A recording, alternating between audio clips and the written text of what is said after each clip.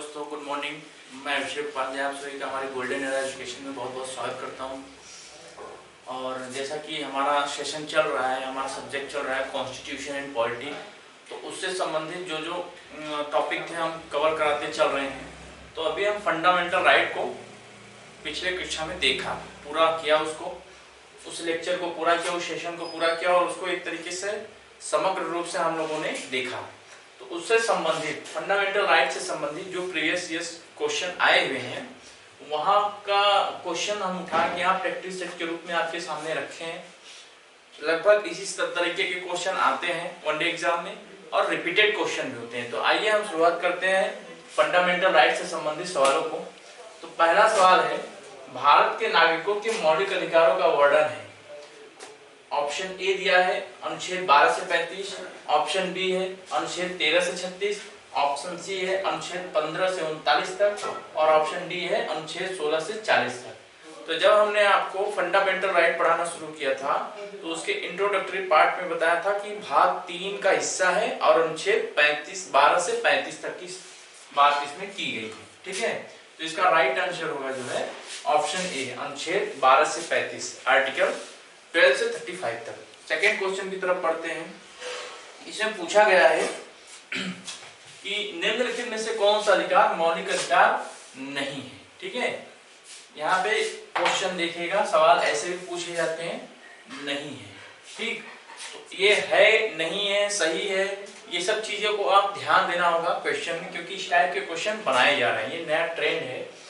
तो option A है भाषण व अभिव्यक्ति का अधिकार, ऑप्शन बी है संगठन बनाने का अधिकार, ऑप्शन सी है शोषण के विरुद्ध अधिकार और ऑप्शन डी है पुरुषों एवं स्त्रियों को समान काम के लिए समान वेतन पाने का अधिकार।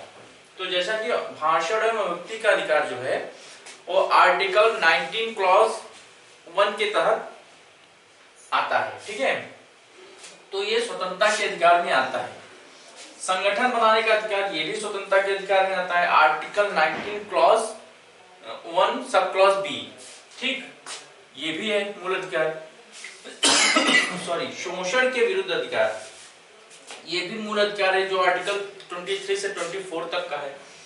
ये जो है पुरुषों को एवं स्त्रियों को समान काम के लिए समान वेतन पाने का अधिकार, ये फंडामेंटल राइट नहीं है। ठीक है, इसका ऑप्शन जो है कौन नहीं है, तो यही होगा, ऑप्शन डी सही होगा।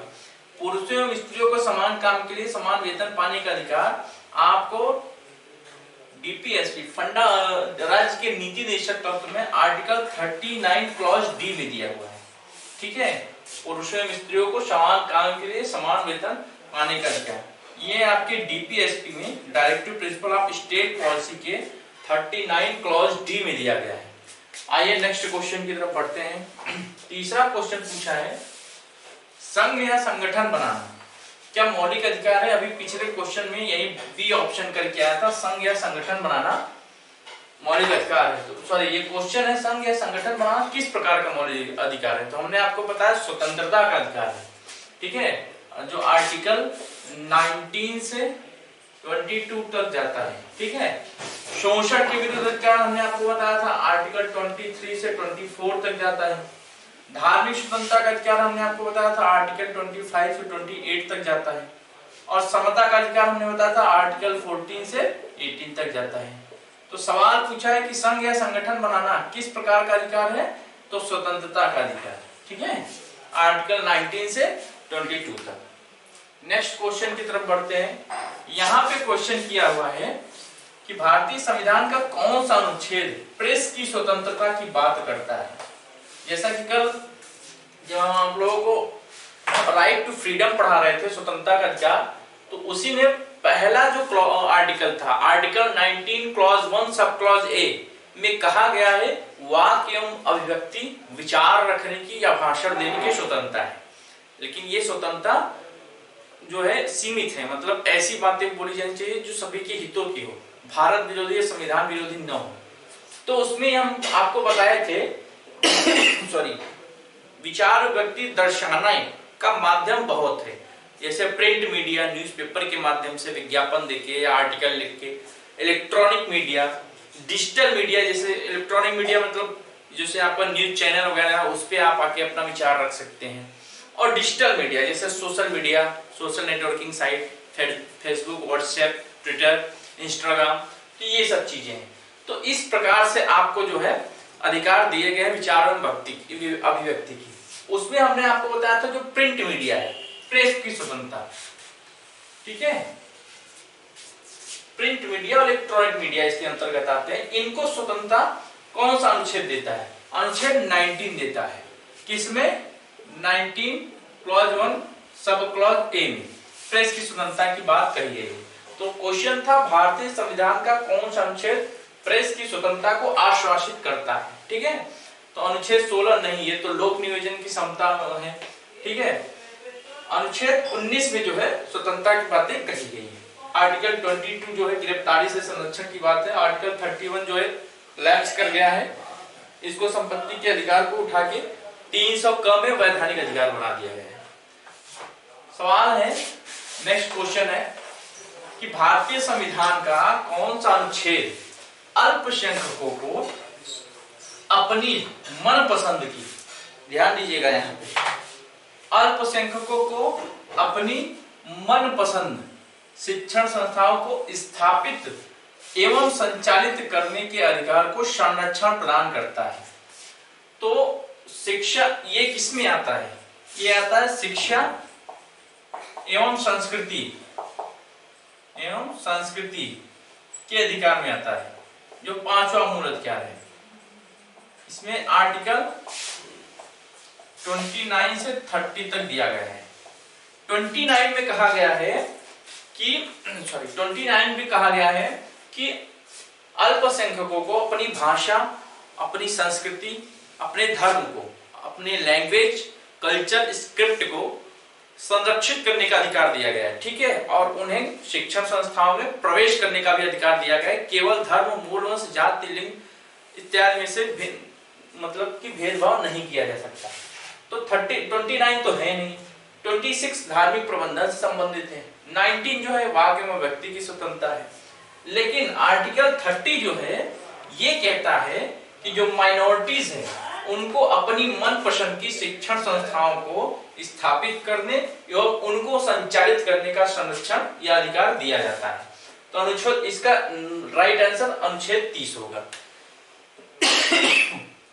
सॉरी, मौलिक अधिकार है, इसमें सवाल पूछा है मौलिक अधिकार है। हमने आपको जब इंट्रोडक्टरी पार्ट पढ़ाया था, फंडामेंटल राइट का जो साइलेंट फीचर पढ़ाया था, विशेषताएं पढ़ाया था, उसमें आपको बताया था कि मौलिक अधिकार वाद योग्य है, ठीक है, मतलब न्यायोचित है। न्यायोचित है कहने मतलब अगर आपके फंडामेंटल राइट का अगर कोई उल्लंघन करता है, ठीक है, डिस्क्रिमिनेशन होता है, तो आप सुप्रीम कोर्ट में आर्टिकल 32 के तहत और हाई कोर्ट में आर्टिकल 226 के तहत रिट दायर करके वहां पे आप केस कर सकते हैं, अपने फंडामेंटल राइट को बचा सकते हैं। तो मौलिक अधिकार किस प्रकार का है? वाद योग्य है। फोर्थ स्टेट या चतुर्थ स्तंभ, जैसा कि ये जानते हैं कॉन्स्टिट्यूशन का हिस्सा है ये, लेकिन हम फंडामेंटल राइट में इसको नहीं पढ़े थे। लेकिन जब हम article 19 clause 1 sub clause A में प्रेस की स्वतंत्रता आपको जब बताते हैं, जो कॉन्सेप्चुअल है, फैक्चुअल नहीं है, यहाँ उसकी जरूरत नहीं थी, तो उसमें प्रेस को जब आप डिस्कस करेंगे तो प्रेस को बताया गया है जो है फोर्थ स्टेट बताया गया है। 4 टाइप की स्टेट होते हैं। फर्स्ट क्या होते हैं? फर्स्ट एग्जीक्यूटिव होती है, एग्जीक्यूटिव होती है, मतलब कार्यपालिका, ठीक है। सेकेंड जो है, सेकेंड स्टेट क्या है? सेकेंड स्टेट है विधायिका, लेजिस्लेटिव, विधायिका या लेजिस्लेटिव, ठीक। थर्ड क्या है?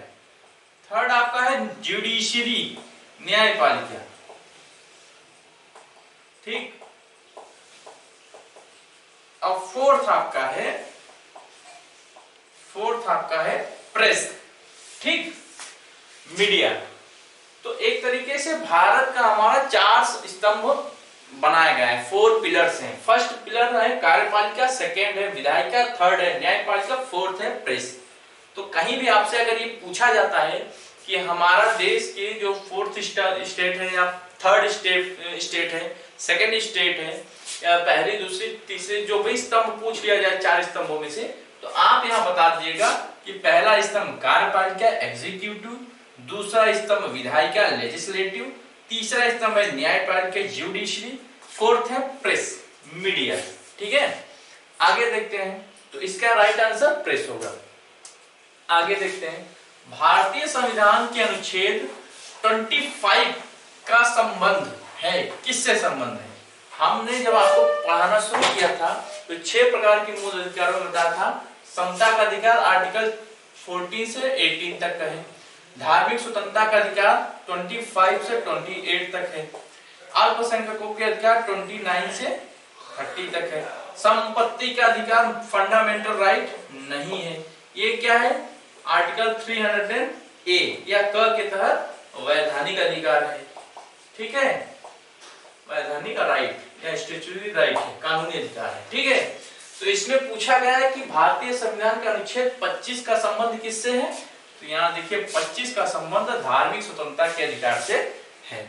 नेक्स्ट क्वेश्चन देखते हैं, समानता का वर्णन राइट टू इक्वालिटी की गई है। अभी हमने आपको बताया कि क्वेश्चन सॉल्व कराने के ठीक पहले जो राइट टू इक्वालिटी समानता का अधिकार अनुच्छेद 14 से 18 तक है। 19 से 22 तक स्वतंत्रता का अधिकार, 23 से 24 शोषण के विरुद्ध अधिकार। ये आर्टिकल मिक्स करके किया है तो इसकी कोई बात नहीं है। भारतीय नेक्स्ट क्वेश्चन है, भारतीय संविधान में न्यायिक पुनर्वलोकन, ठीक है, न्यायिक समीक्षा का आधार क्या है? हमने जैसा आपको बताया था आर्टिकल 13 में न्यायिक समीक्षा है।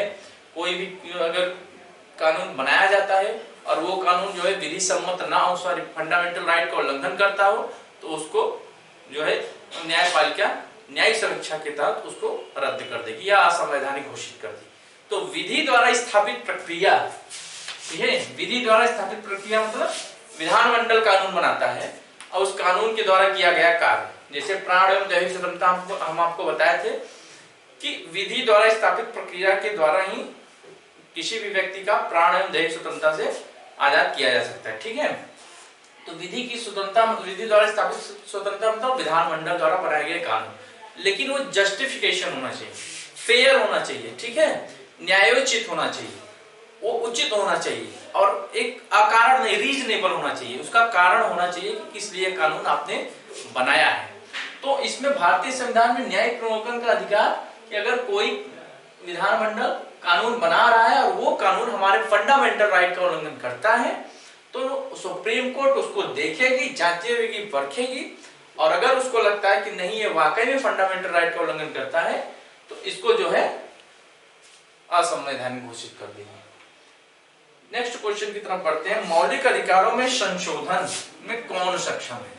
जैसा कि हमने आपको बताया है संसद को ये राइट दिया गया है, ठीक है, सॉरी, कि ये मूल अधिकारों में संशोधन कर सके, लेकिन जो मूल ढांचा है उसमें संशोधन नहीं होगा। ठीक है, जो हमारा फंडामेंटल स्ट्रक्चर है जैसे गणराज्य, लोकतंत्र, संप्रभुता संपन्न, ठीक है, सामाजिक आर्थिक न्याय, ये बातें जो प्रेमबल में कही गई हैं, कानून का शासन, रूल ऑफ लॉ, इसको जो है संशोधन नहीं किया जा सकता, लेकिन बाकी को इन मूल ढांचे को छोड़ के मौलिक अधिकारों में संशोधन किया जा सकता है। सर्वोच्च न्यायालय को मूल अधिकारों का क्या बनाया गया है? संरक्षक बनाया गया है। ठीक है, कोई भी व्यक्ति का अगर जो है फंडामेंटल राइट का डिस्क्रिमिनेशन होता है तो वो सुप्रीम कोर्ट जा सकता है। नेक्स्ट क्वेश्चन की तरफ बढ़ते हैं, संवैधानिक उपचारों का अधिकार, कॉन्स्टिट्यूशनल रेमेडीज का अधिकार। कल ही हमने आपसे डिस्कस किया आर्टिकल 32 संवैधानिक उपचारों के अधिकार की बात करता है, जिसमें 5 प्रकार की रिटें जारी करती जाती हैं: बंदी प्रत्यक्षीकरण, परमादेश, प्रतिषेध, उत्प्रेषण, अधिकारपेक्षा। तो कल हमने इसके बारे में काफी जिक्र किया था। नेक्स्ट क्वेश्चन की तरफ बढ़ते हैं, मौलिक अधिकारों का संविधान में उल्लेख किस भाग में किया गया है? तो जाहिर सी बात है तीसरे भाग में किया गया है, सॉरी सेकंड में जो है नागरिकता की बात की गई है, थर्ड में, फोर्थ में जो है आपके डीपीएसपी राज्य की नीति निर्देशक तत्व की बात की गई है, और 5वीं में जो है आपकी संघ की बात की गई, संघ की कार्यपालिका। ठीक है, नेक्स्ट की तरफ बढ़ते हैं। भारत में मौलिक अधिकारों की रक्षा कौन करता है? अभी हम आपको बताएं कि संरक्षक कौन है? सर्वोच्च न्यायालय। ठीक, सुप्रीम कोर्ट। संपत्ति का अधिकार क्या है? मौलिक अधिकार है, वैधानिक मौलिक अधिकार है, या ऑप्शन बी वैधानिक अधिकार है, या ऑप्शन सी संवैधानिक प्रतिकार का अधिकार है, या ऑप्शन डी नैसर्गिक अधिकार है। तो हमने आपको बताया कि ये पहले फंडामेंटल राइट था। 44th अमेंडमेंट एक्ट 1978 को, इसको फंडामेंटल संशोधन करके, अमेंडमेंट करके फंडामेंटल राइट से निकाल के आर्टिकल 300A में इसको रख दिया गया और इसको कानूनी अधिकार बना दिया गया। मतलब वैधानिक अधिकार, वैधानिक कहिए या कानूनी कहिए, जो भी ऑप्शन में आए। ठीक है, इसको आप डिस्टर्ब मत होइएगा, वैधानिक कहिए या कानूनी, एक ही बात है। आइए अगले क्वेश्चन की तरफ बढ़ते हैं। क्वेश्चन कर रहा है, ध्यान से इसको देखिएगा। संविधान के अनुच्छेद 25 से डॉट डॉट डॉट तक धार्मिक स्वतंत्रता के अधिकार, right to freedom of religion का वर्णन पूछ रहा है ये कि संविधान के अनुच्छेद 25 से किस अनुच्छेद तक धार्मिक स्वतंत्रता का अधिकार है। तो हमने आपको बताया था धार्मिक स्वतंत्रता का अधिकार 25 से 28 तक है।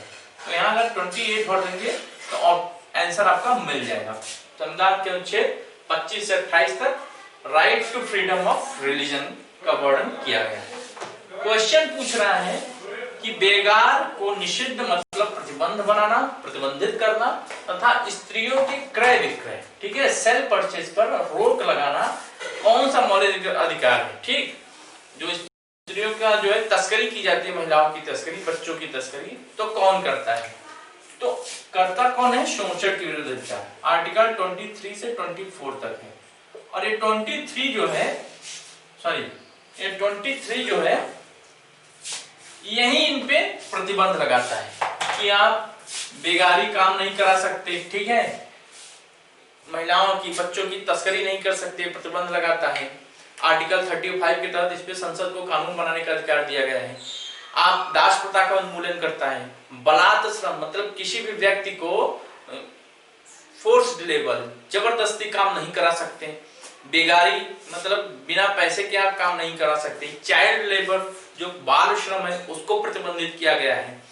एक वाद आया था दीनानाथ बनाम भारत संघ, शायद 1978 का ये मुकदमा था, जिसमें सुप्रीम कोर्ट ने कहा कि जो कैदी होते हैं उन कैदियों से भी तो बलात् श्रम कराया जाता है, फोर्स्ड लेबर, तो पहले ये कराया जाता था, फिर उसमें कहा गया कि उनको उस काम के लिए जो उचित राशि होगी, मजदूरी होगी, वो मजदूरी दिया जाएगा। तो इस तरीके से जो है बेगार को निषिद्ध तथा स्त्रियों के क्रय विक्रय को रोक लगाने का अधिकार मौलिक अधिकार बताया गया, शोषण के विरुद्ध अधिकार के अंतर्गत आता है। नेक्स्ट क्वेश्चन देखते हैं, निम्नलिखित मौलिक अधिकारों में किसको डॉक्टर भीमराव अम्बेडकर साहब ने संविधान की आत्मा कहा, सोल ऑफ द कॉन्स्टिट्यूशन? तो संवैधानिक उपचारों का अधिकार आर्टिकल 32 को बाबा साहब ने कहा था। बाकी इन सब का हम डिस्कशन करते ही जा रहे हैं। मौलिक अधिकारों के अंतर्गत कौन सा अनुच्छेद शोषण से संबंधित, कौन सा अनुच्छेद बच्चों के शोषण से संबंधित है? अभी हमने आपको बताया कि आर्टिकल 24 शोषण के विरुद्ध अधिकारों में 23 आता है, 24 और 24 क्या कहता है? 14 वर्ष तक के बच्चों को, ठीक है, 14 वर्ष तक के बच्चों को कारखानों या अमानवीय परिस्थितियों में काम करने का अधिकार नहीं है। उनको काम करना प्रतिबंधित किया गया। अगर कोई व्यक्ति ऐसा करता है तो वो इसका उल्लंघन माना जाएगा और साथ ही उसको दंड दिया जाएगा। तो बच्चों के शोषण के विरुद्ध या शोषण से संबंधित अधिकार आर्टिकल 24 में आता है। भारतीय संविधान में अस्पृश्यता का उन्मूलन संबंधित है, किससे संबंधित है? आर्टिकल 17 से, ठीक है, समानता के अंतर्गत, समानता के अधिकार के अंतर्गत आर्टिकल 17 आता है। आर्टिकल 15 भी समानता के अंतर्गत आता है, 16 में और 18 में। 18 उपाधियों का अंत करने को कहता है, 16 राज्य द्वारा जारी किए गए पदों पे नियुक्ति से संबंधित बात है, मतलब लोक अवसर में। 15 कुछ आधारों पर विभेद, नागरिकों पे भी राज्य पे भी ऑलरेडी हमने आपको पढ़ा रखा है। क्वेश्चन 21 की क्या बात है? नागरिकों को प्रदान किए गए मूल अधिकारों को पूछ रहा है कि जो भारतीय नागरिकों को मूल अधिकार दिए गए हैं, ऑप्शन ए उनको निलंबित नहीं किया जा सकता है, ऑप्शन बी निलंबित किया जा सकता है, ऑप्शन सी किसी भी उपस्थिति में निलंबित नहीं किया जा सकता है और ऑप्शन डी इनमें से कोई नहीं। ये पूछ रहा है कि क्या मूल अधिकारों को निलंबित किया जा सकता है। इसका राइट आंसर होगा हाँ, निलंबित किया जा सकता है। कब?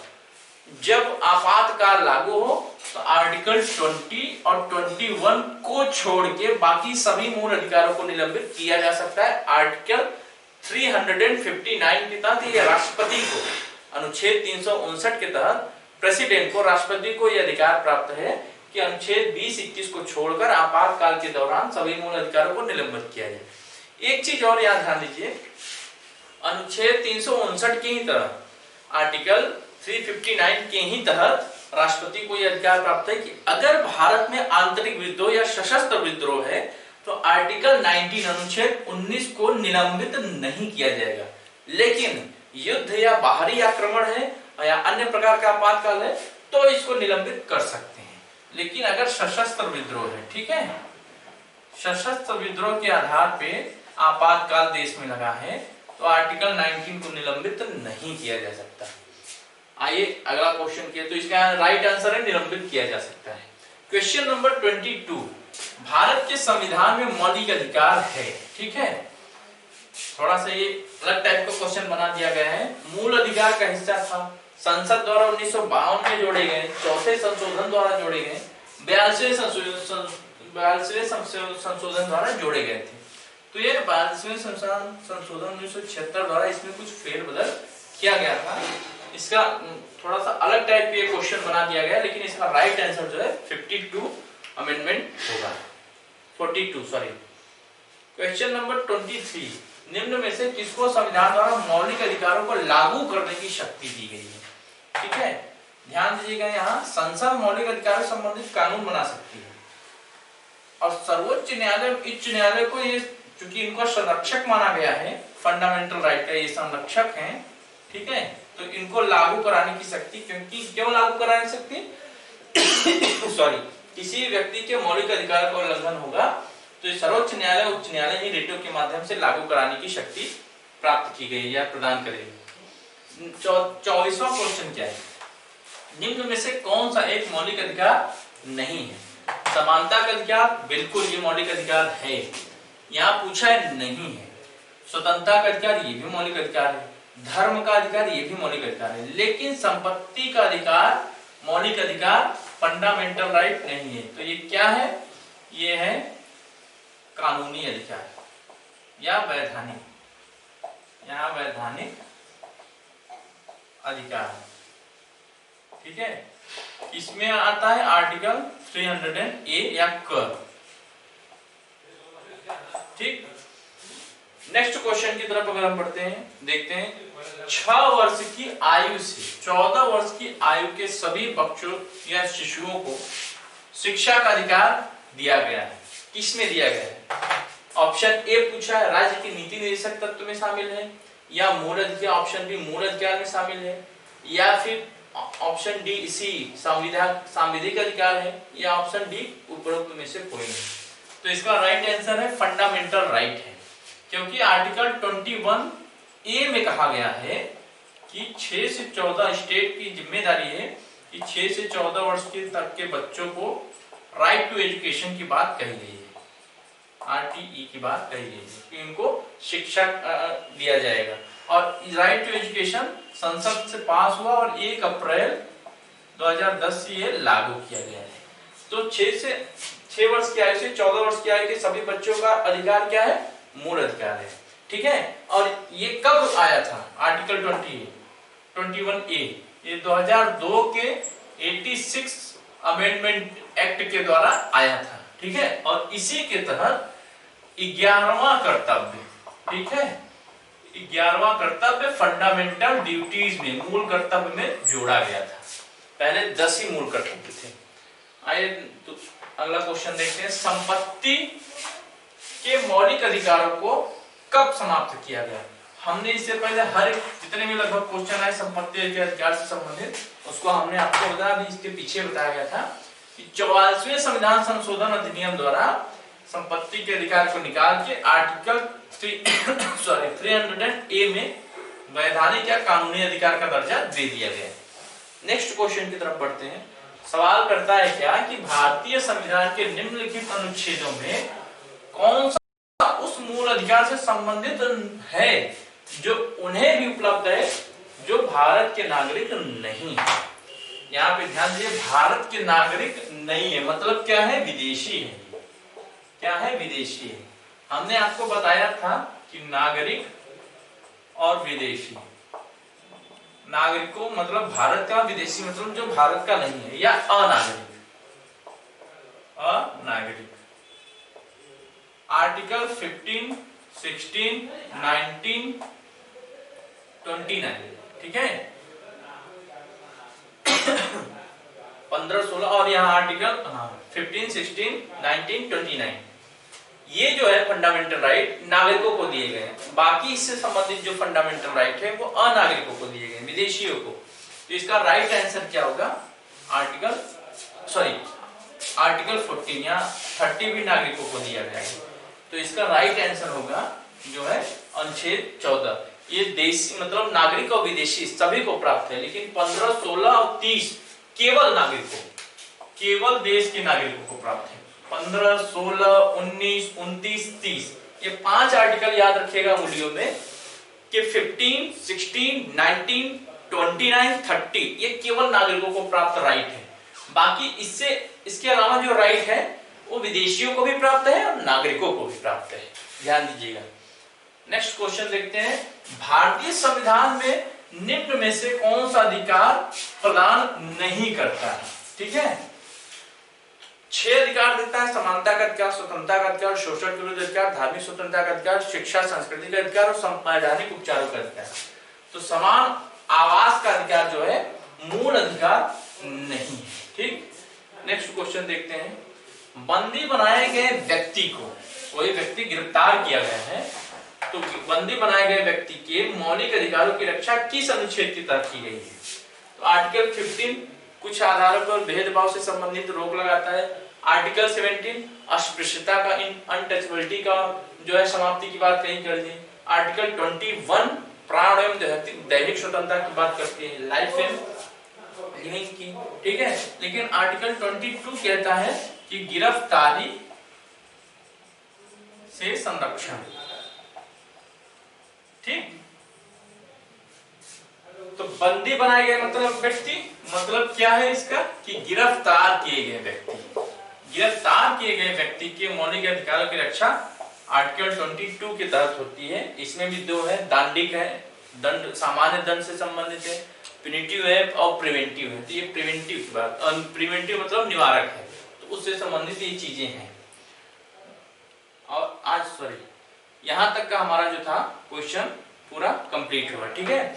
आज का हमारा प्रैक्टिस सेट फंडामेंटल राइट से संबंधित था। जो भी सवाल यहाँ बने हैं, जो भी चीजें यहाँ थी, इससे भी ज्यादा सवाल हैं, लेकिन क्योंकि मैं इतना ही जो है खोज पाया, इतना ही मुझे मिल पाया, तो आगे जब हम प्रैक्टिस सेट कराएंगे इससे संबंधित तो सारी चीजें यहाँ क्लियर हो जाएंगी। तो चलिए आज का लेक्चर, आज का ये प्रैक्टिस सेट यहीं समाप्त करते हैं दोस्तों।